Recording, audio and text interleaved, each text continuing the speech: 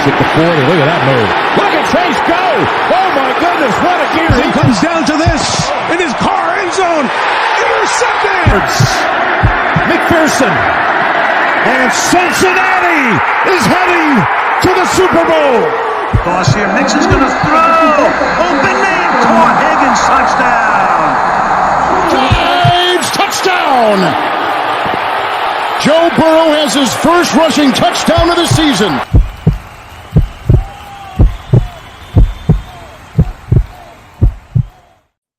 Hooday, Bengal fans. He is Maan. I am Jake. This is the Bengals Pulse, the heartbeat of our Cincinnati Bengals.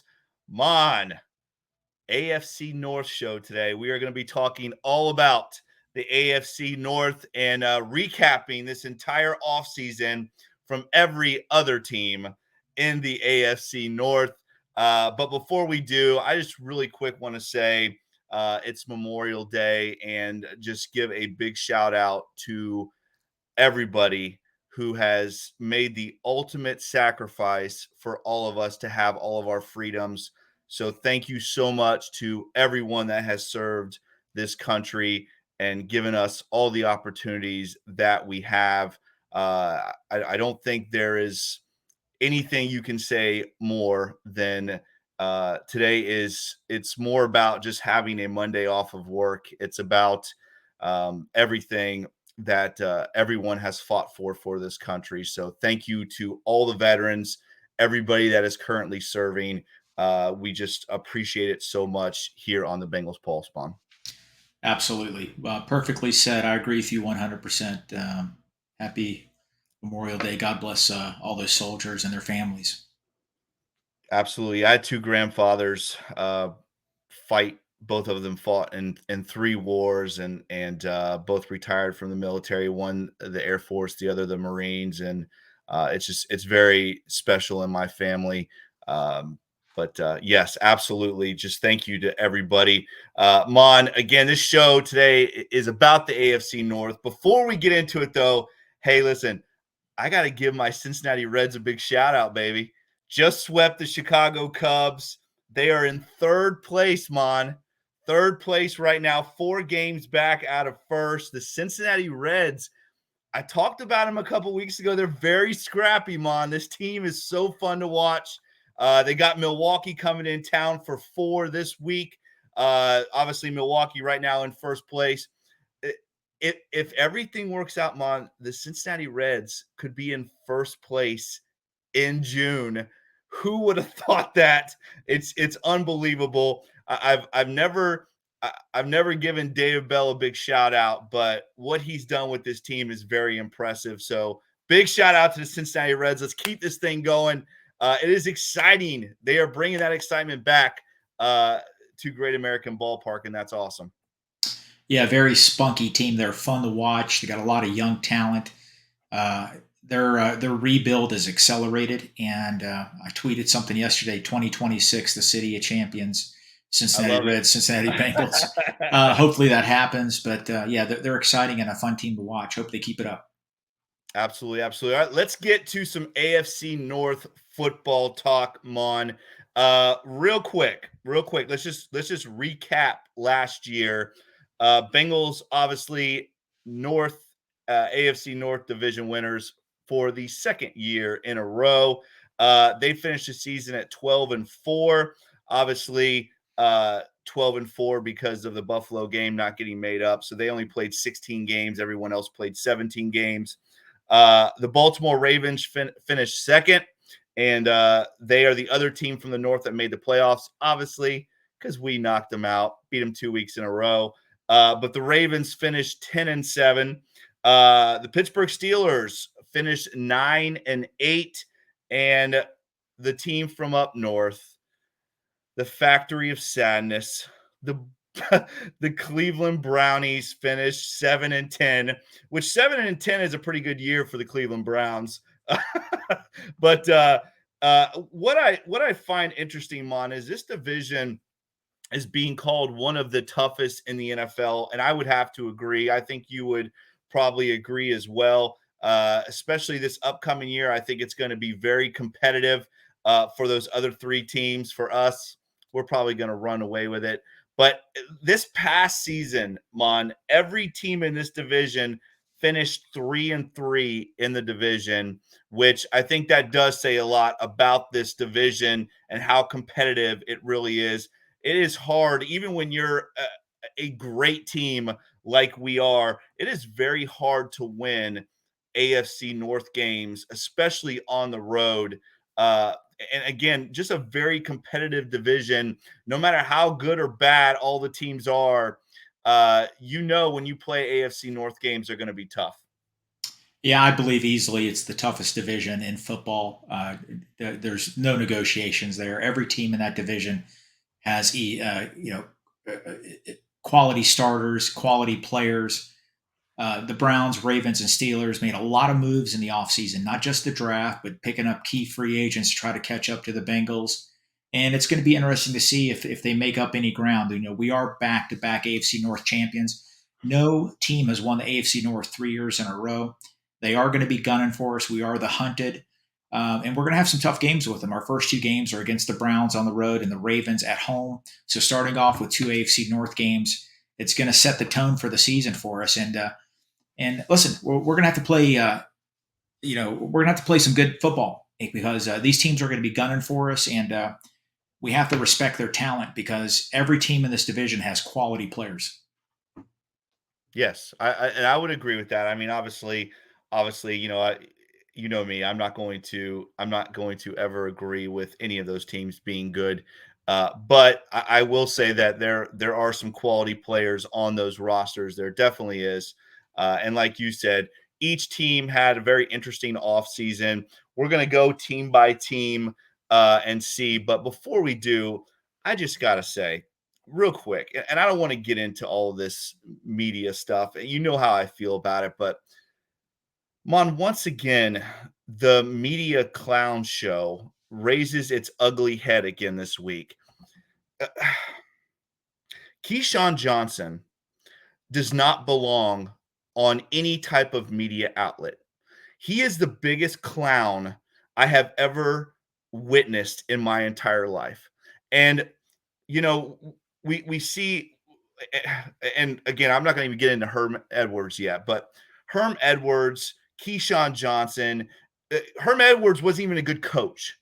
These guys are the biggest clowns in media to come out and say ridiculous things like Herm Edwards would take Deshaun Watson over Joe Burrow. That is the dumbest statement I have ever heard in my entire life. Nobody in the NFL would do that. No general manager in the NFL would do that. Herm Edwards, you are a clown. And to Keyshawn Johnson, again, this guy just keeps showing his ass every single week. Again, opening his mouth in the media and using this media outlet because he has some past history with the Bengals, saying that Dak Prescott is better than Joe Burrow. What kind of moron would say something like that on national TV? Mon, real quick, I don't want to get into a big thing, but please explain to me why this nonsense is still going on in the media. Why is this still happening? I personally hate to talk about it. I glossed over it. I did read some of it on Twitter. I don't care. Keyshawn is a known Bengal hater. He's had 2 years of having to eat crow.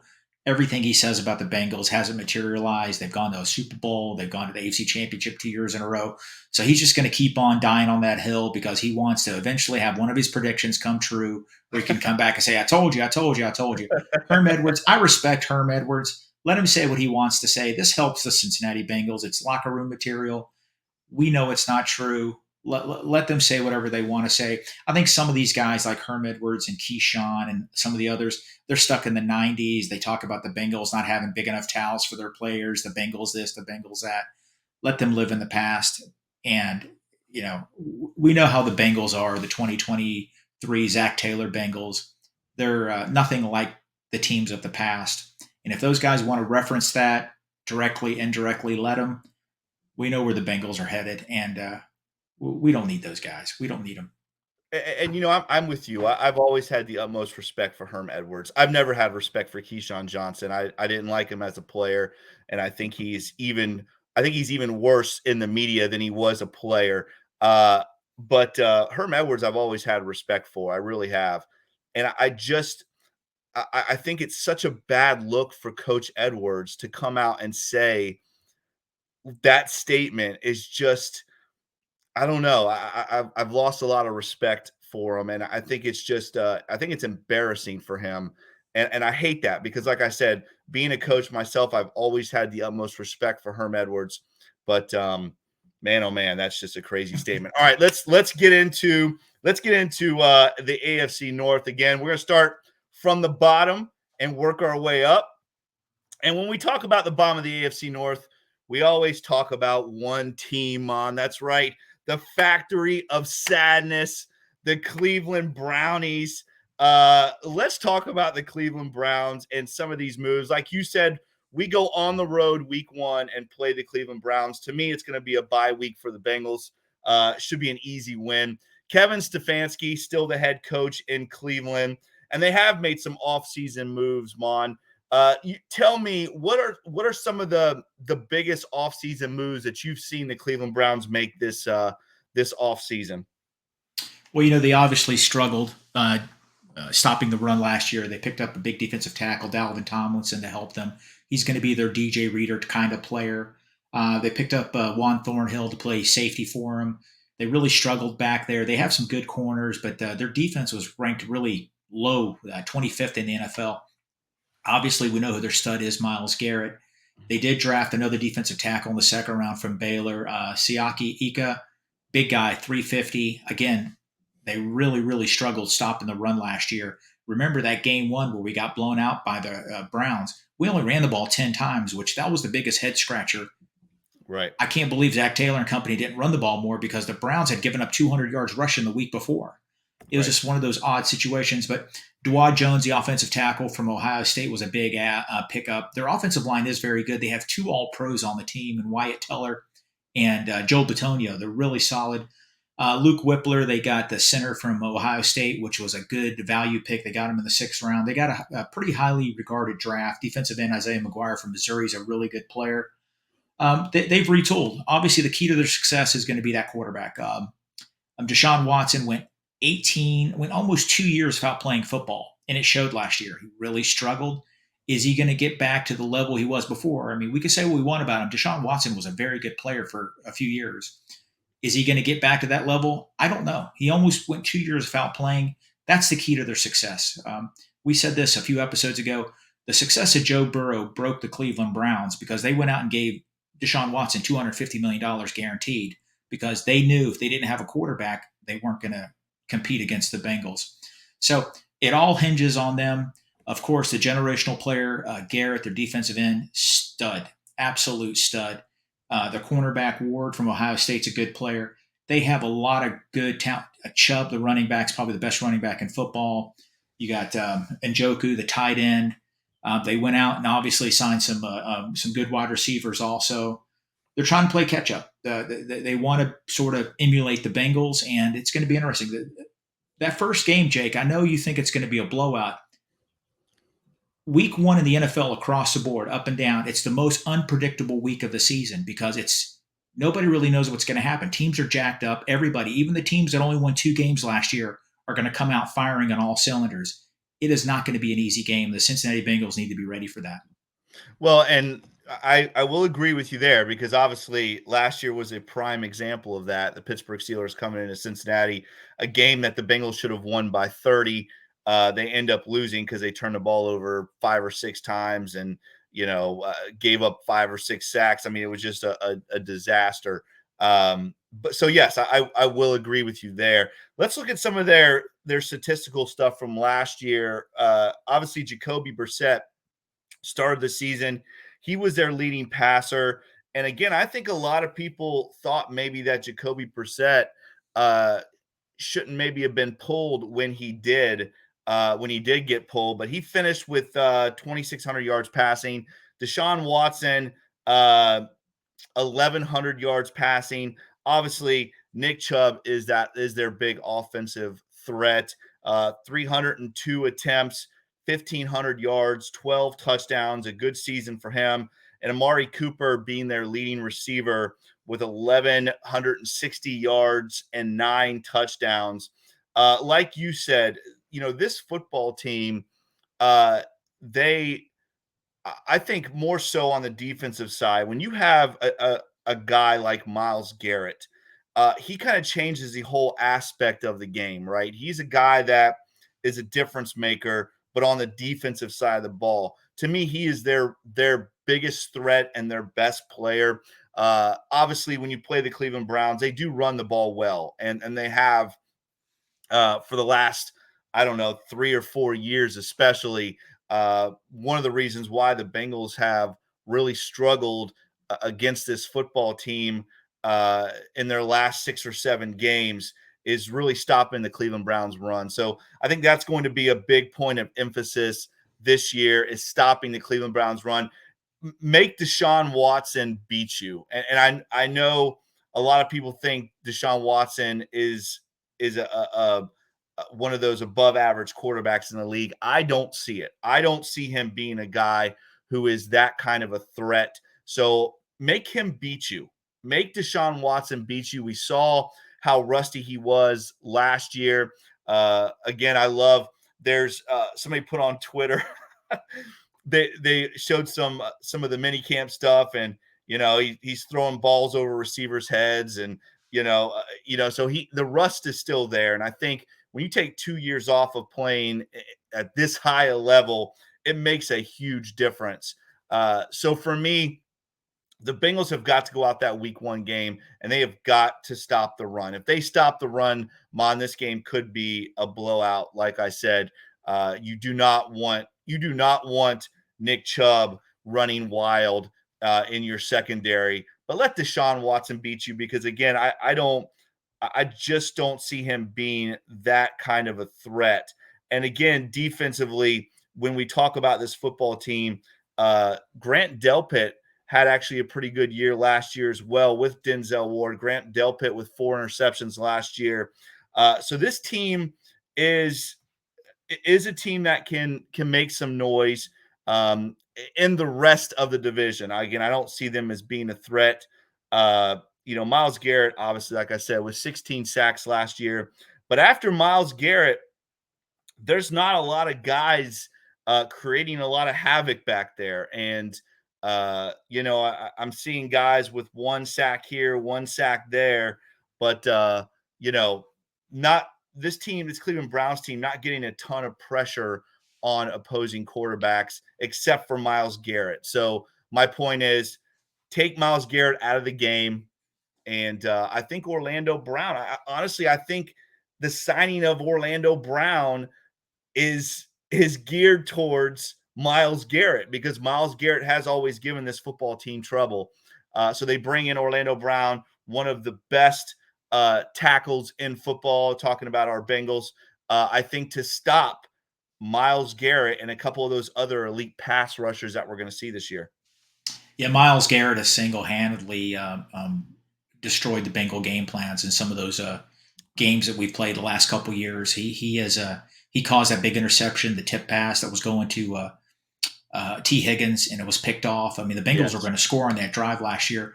Listen, we've talked about Jonah Williams enough here. Jonah Williams, Garrett makes a lot of tackles look really bad, and it's not Jonah Williams' fault, but he really tees off on Jonah Williams. He tends to have really big games against them.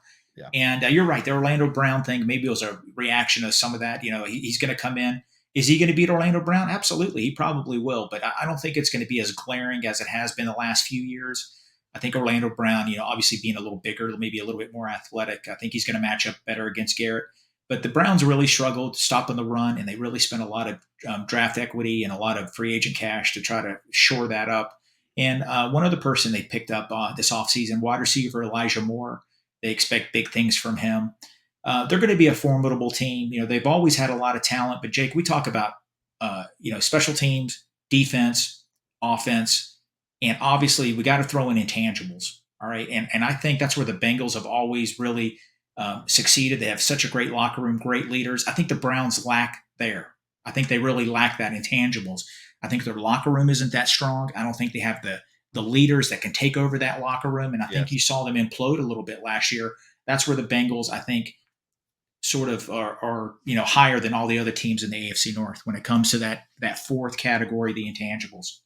Before we move on to the Squealers, let's go ahead real quick and give our what we think the Cleveland Browns record will be. And again, this is an early guesstimate, but what do you think? What do you think the Browns record will be this year? I think they'll be 9-8. Okay, I am going to reluctantly give them one more win, and I'm going to say they are going to be 8-9. So you got 9-8. I'm going to say 8-9. So we're about right there. You said one less. Okay, that sounds good. No, I'm giving them one more win because remember they finished 7-10. Oh, I got you. So I'm going to give them one more win, and I'm going to go 8-9. I just, again, like you said, I think you put it perfectly, Maan. This team does not have the leadership. If you are looking at Deshaun Watson as being your locker room leader, man, oh man, you are in some serious trouble because that guy is not a leader at all. So I love what you said about the intangibles and that leadership in the locker room. The Cleveland Browns do not have that. All right, let's move on to the Pittsburgh Steelers, a team still coached by Mike Tomlin, one of the senior coaches now, I think, in the NFL. It seems like he has been around for quite a few years. Last year they finished 9-8, Maan, and surprising finish to the season. If you remember correctly, Maan, they made a run right there towards the end and almost got into the playoffs. This is a team, I think, that, again, it's kind of hard to judge what you're going to get from this football team. I feel like we, the Bengals, have I feel like Zach Taylor, I should say. I feel like Zach Taylor has got this Steelers number. It's not like the old Marvin Lewis days where you knew this was going to be a tough win every single year.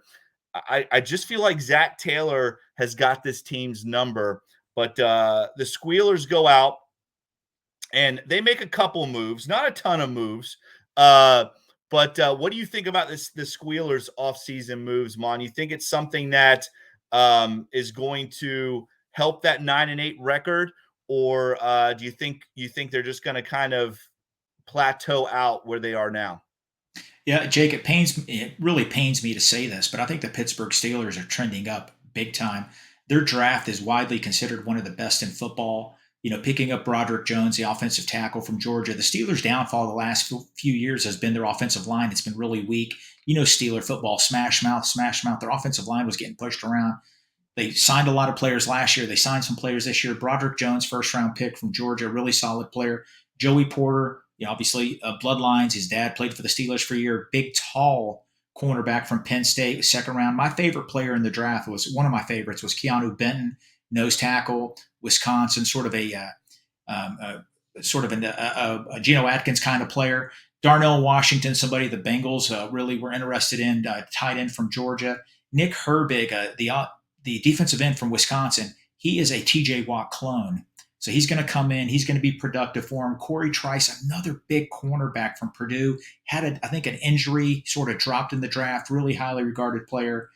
Spencer Anderson, an offensive guard. Their draft was really good. In free agency, they picked up guard Isaac Simumalu from the Eagles, very highly regarded. He had a foot injury last year, was a starter for years. Pro Football Focus really liked that pickup. Obviously, they picked up another linebacker from the Commanders. What was his name? Cole. Here he is, real quick. Forget his name. Cole Holcomb. Pretty up there on the free agent wish list this year. They picked him up. They've spent a lot of money this past offseason on free agents to replenish that roster. They re-signed our guy, Larry Ogunjobi, to a big contract. And I think they just signed Marcus Golden too, right? They did. Marcus Golden and Patrick Peterson. I know he's a little older, but he can still come in and give them a solid, 1 year. Listen, the Steelers are going to be a hard out. I think the Steelers are going to improve dramatically this year. I think they're going to be the Bengals' biggest obstacle to repeating this year. Pittsburgh Steelers, we can say what we want about Mike Tomlin. I can't stand the Steelers. I can't stand the Boston Celtics. I can't stand the St. Louis Cardinals. Those are the three teams I dislike the most in sports. So I'll I'm tell you guessing this. I'm guessing you're rooting for the Miami Heat tonight. I am, and they screwed up the other night. I'll tell you this: Mike Tomlin is one hell of a football coach. 2 years ago, he got that team in the playoffs with that roster, and they almost got in last year. They won 6 of the last 7 games. I think the Bengals need to look out for the Steelers. They're going to be a tough out. I'm not going to agree with you there, but that's okay. Let's we're used to that. Again, I think what I'm hearing though from you, Maan, is this. You know, you got guys like Patrick Pearson, you got guys like Marcus Golden, you got guys that are maybe already past their prime, really. So the free agent signings to me are not really that great, to be honest. I'm not impressed by any of the free agent signings. I think Larry O is probably their best signing, and he was a re-sign. And then what I'm hearing from you, Maan, is this team is expecting a lot from this draft class, and you just can't go into the year saying we had a great draft and we're going to have all these high expectations. These draft picks are going to make this huge splash for this football team. I don't know. I don't see what you're seeing. And it's not because I'm a Bengal homer. I just don't see it. I don't see where this football team has gotten better. Now, I'm not saying they didn't have a good draft. I'm saying you can't have a draft and expect that to, be the savior for your roster. All these free agent guys that they've brought in are all guys that, again, most of them are past their prime. Now, if this was a Patrick Peterson from 5 or 6 years ago or Marcus Golden from a couple years ago, yes, then we're talking a good free agent class. But let's look real quick, because this is a team that still has a quarterback, Kenny Pickett, who really hasn't he really hasn't come into his own yet. And again, he was a rookie last year, so there's going to be some of that going on. He played. I'm not saying he played terribly last year. He finished with 2,400 yards passing. Obviously, they started the season with Mitchell Trubisky.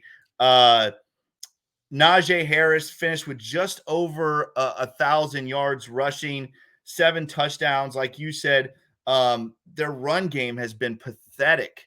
It has been pathetic. It's not the run game we're used to seeing from the Squealers. Najee Harris averaged 3.8 yards a carry, Maan. Again, that's not going to win you a lot of football games. Receiving-wise, did not have a 1,000-yard receiver. Again, Deontay Johnson. I'm not saying Deontay Johnson and Pat Freiermuth and even George Pickens are not good players, but they're not elite.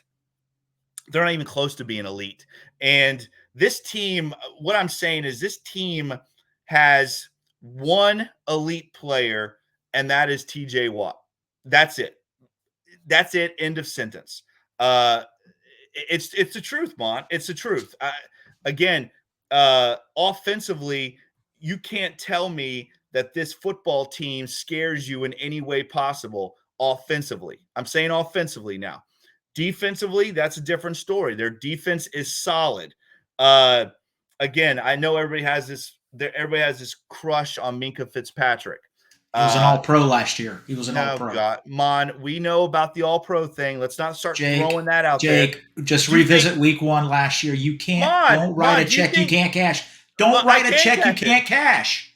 He was Player of the Week 1, and he embarrassed us. Maan, you can't throw out the All-Pro thing. Do you think DJ Reader should have been an All-Pro?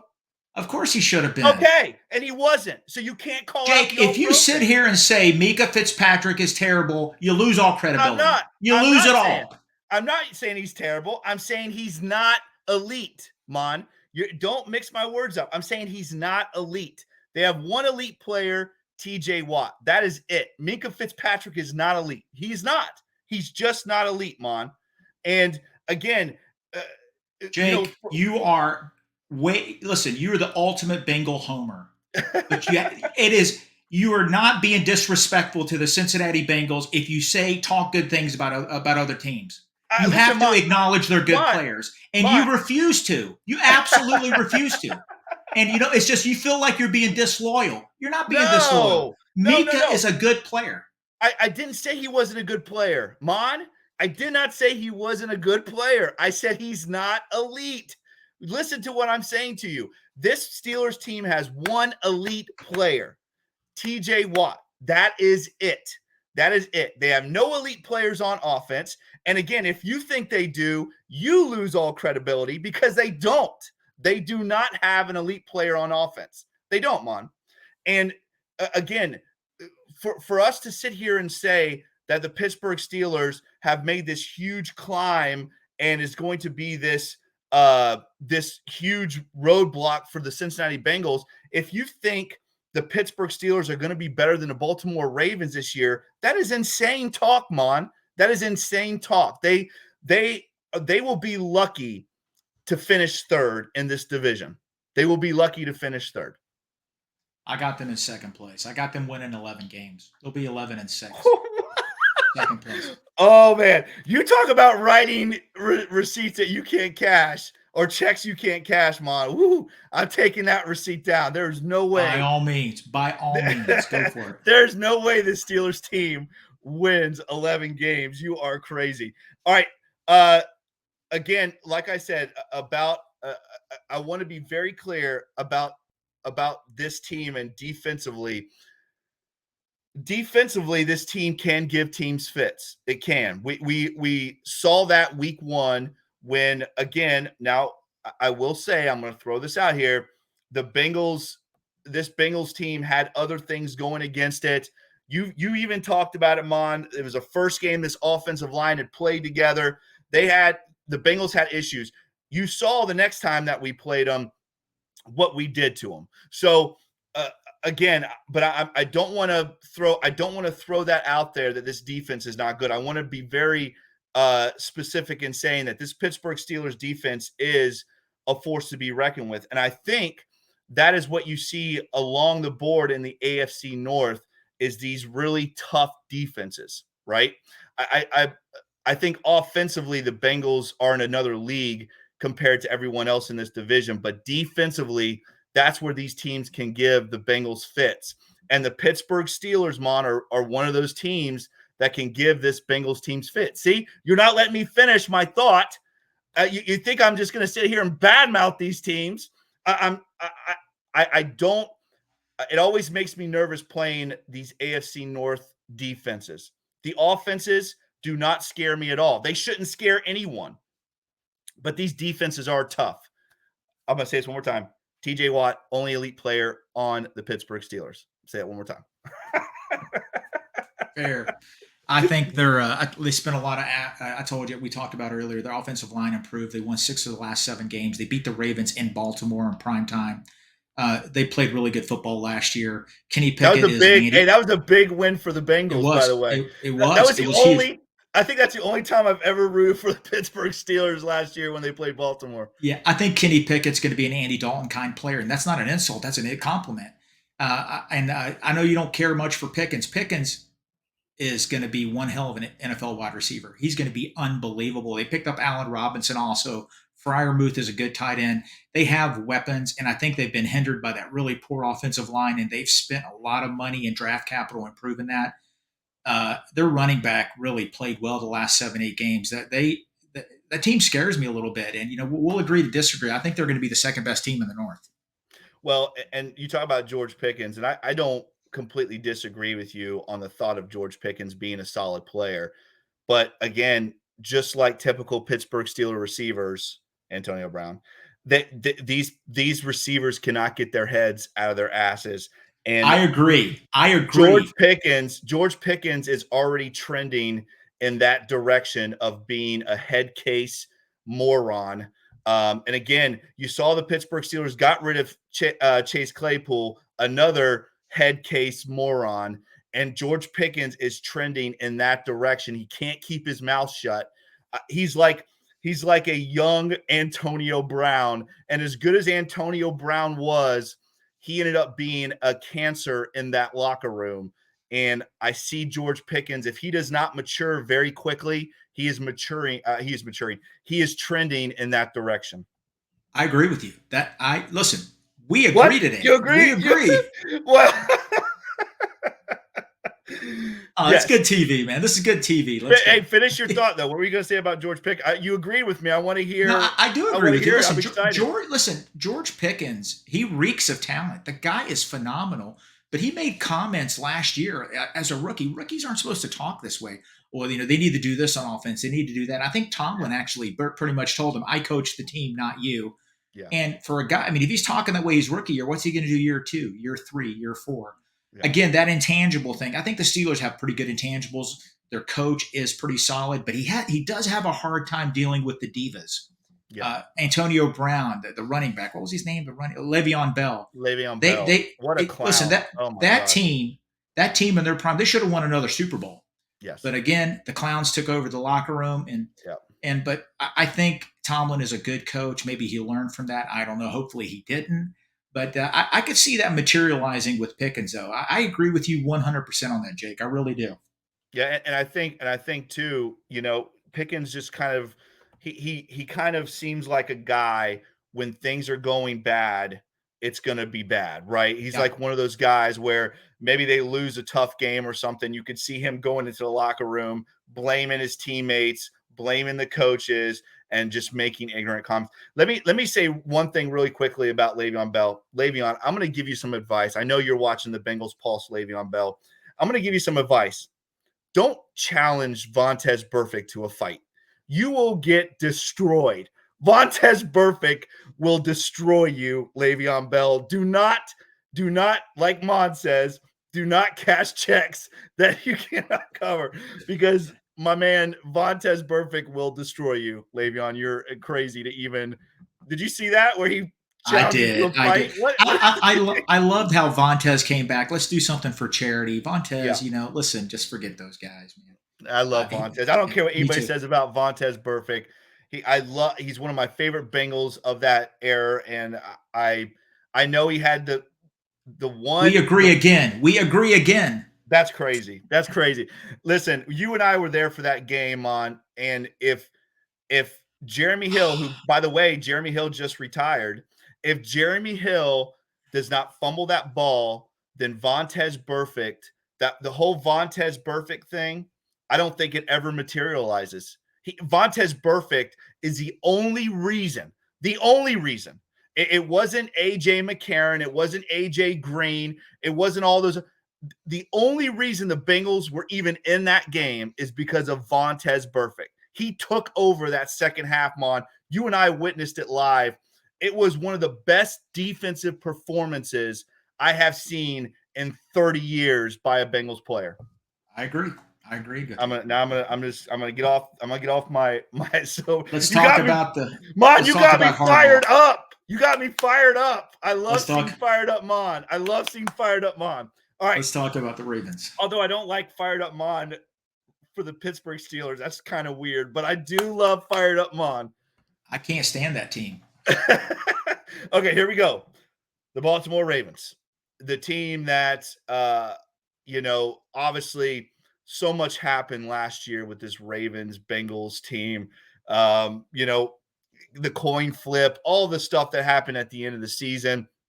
This Bengals team had to beat Baltimore twice in a row in order to not only win the division, I should say, to not only win the division, but to get a home game and to advance in the playoffs.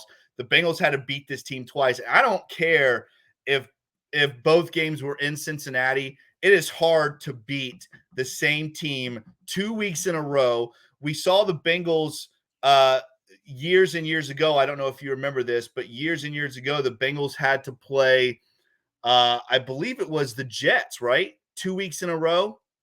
Wasn't it the Jets? Yeah, they did. And they lost. They lost that playoff game. That's when we had Lavernius Coles and Carson Palmer, all those guys. They played terrible that game. It's hard to win 2 games in a row against the same team, especially a team in your division, Maan. I don't think people understand how impressive those Bengal wins were at the end of the year against the Baltimore Ravens, against right at that point, one of the best defenses playing in the NFL. Baltimore Ravens, obviously led by John Harbaugh. We talked about they finished 10-7 last year.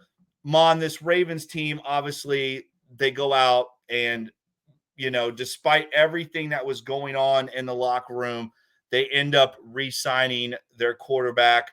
Again, a guy who I think is one of the best athletes in the NFL. He's one of the most dynamic players in the NFL, but to me, he's an average quarterback. But they go out and they go out and they get their guy. And I want to hear from you. Obviously, they also go out and get Odell Beckham, a guy that that they really kind of honed in on after re-signing the quarterback. What do you think, Mon? I mean, what kind of offseason did the Baltimore Ravens have? You just said that you think the Pittsburgh Steelers are going to finish second in this division. And I'm curious in you saying that, where do the Ravens fall in your plans? Because again, this team, to me, just is I don't know. I just feel like they are a better football team than the Pittsburgh Steelers. So tell me, what are your thoughts on this Ravens team, and where do you see them falling into this whole mix? Well, first, their draft was really solid. They trying to really fix that offense of theirs because they're very run centric. They're trying to change that. That's where they got Beckham. They got Zay Flowers, first round pick of the from Boston College, a good player. They picked up Trenton Simpson to help that already solid defense. They got two linebackers actually, Tavius Robinson from Ole Miss. I love the Andrew Voorhees, the late round pick they got in the 7th round. Before his injury, he was a 2nd rounder. They got him great value there. Listen, they the big deal is obviously re-signing Lamar Jackson to that huge contract. He was an NFL MVP a few years ago. I get it. I don't think he's the best dynamic thrower in the National Football League, but to be NFL MVP, that this doesn't happen by accident. He's a great player. Jake, a lot of that was done on his legs too. You know what I mean? Absolutely. Yeah, that's true. Nelson Aguilar, they got Devin Duvernay, who's already been on the team, very dynamic. He was injured last year. They've had injury problems. I don't know about their training staff, if it's subpar, but I don't think any team in football has had more injury problems than the Baltimore Ravens. Great tight ends. Mark Andrews, Isaiah Likely. It seems like they draft 5 tight ends every year. They're loaded there. Their offensive line, Linderbaum last year, the center was Pro Football Focus, had him top 10 in the NFL. Zeitler is still there, obviously. Rocky Sin, they signed the cornerback. Obviously, Kyle Hamilton, the number 1 pick last year, played really well for them. Marlon Humphreys. Marcus Williams is there also. Roquan Smith, we know about him. They are loaded. They gave the Cincinnati Bengals absolutely fits last year. Every point we scored against them was a struggle. And Cincinnati's going to have to find a way to, hold on to the ball. We did win those 2 tough games. That Sam Hubbard fumble recovery helped us tremendously in that one game. Baltimore is a very good football team. I still think the Steelers will finish second. I think the Ravens will finish with the same record. But Baltimore, you know how Cleveland gives us fits every year? Well, the Steelers give the Ravens fits. They match up well against them. They always play them tough. I think the Steelers are going to win that tiebreaker there. They're both going to finish 11-6. Wow. And the Steelers are going to have the tiebreaker and be the second best team in the North. Jake, I think the problem with the Baltimore Ravens, they're a lot like the Browns. Rebuilding that offense, trying to switch it. Todd Monken, their offensive coordinator, he interviewed for the Bengals, by the way. He came in second. He had 2 interviews with Cincinnati. The Bengals selected Zach Taylor, very highly thought of offensive coordinator. It's going to be a transition. They're going to be switching the pass-centric, trying to get away from the run game. They're still going to run, obviously, but they're going to try to throw the ball more. They're going to try to learn a new offense. I think they're going to struggle first. They're going to lose some games because they're trying to figure out this new offense. But I just think their intangibles are poor. I think they have a bad locker room. You saw that last year. I think Harbaugh, I know he's considered one of the best in the league. He's probably a Hall of Famer. but something about that locker room, I think they imploded last year. There was a tension with the way they treated Lamar Jackson. Is that going to linger? And I give them subpar ratings there, but I've had them finishing third in the AFC North. So, by your account, I want to make sure we're clear about this. You have 3 teams making the playoffs from the AFC North, because there's no way a team's going to finish 11-6 and not make the playoffs. So It wouldn't be the first time. It wouldn't be the first time. And the AFC North to me is the best, is the hardest division in football. And listen, there's teams that are win 10 games, 11 games that haven't made the playoffs, but it would not surprise me one bit. It really wouldn't. Wow. Well, oh, you know what we forgot to do real quick is the Steelers. You said 11-6 for the Steelers, right? Right. Uh-huh. So you said 11-6. I'm going to say 8-9. Wait, Okay. no, I'm going to say 9-8. I'm going to say they Okay. finished with the same record. So I got Okay. the Browns. Yeah, I got to get this right in my head. I got the Browns at 8-9. I got the Steelers at 9-8. And yes, okay. I just want to make sure we're clear on that, because you have them Steelers 11-6, Browns at 9-8, correct? Mhm. Wow, you have everyone in this division with a winning record. Crazy. So you have the Ravens finishing 11-6. I am going to say the Ravens finish.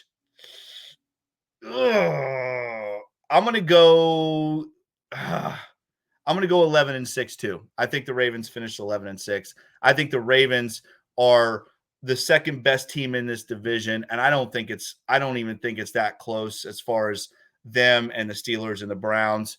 Again, I'm not a huge Lamar Jackson fan, but when you show me Lamar and Deshaun and Kenny Pickett, Lamar Jackson is the best quarterback of those 3. And I think it's interesting that That's fair. and not only that, but I think this Ravens defense is going to keep them in every football game. As big of a clown as Roquan Smith is, and he is a clown, man, oh man, is he a clown. This Ravens defense is going to be tough. It's going to be tough. It's not, that's the only team to me that is going to give this Bengals team a fit this year in that division is the Baltimore Ravens. And it's because of that defense. Again, Fair. That's fair. Odell Beckham, I know the Ravens think they have the second coming. Odell Beckham had a rough year. You talk about a guy that hasn't played a lot of football. Odell Beckham has not played a lot of football, and I think he is going to struggle catching back up to the game next year, this upcoming season. Yeah, go ahead.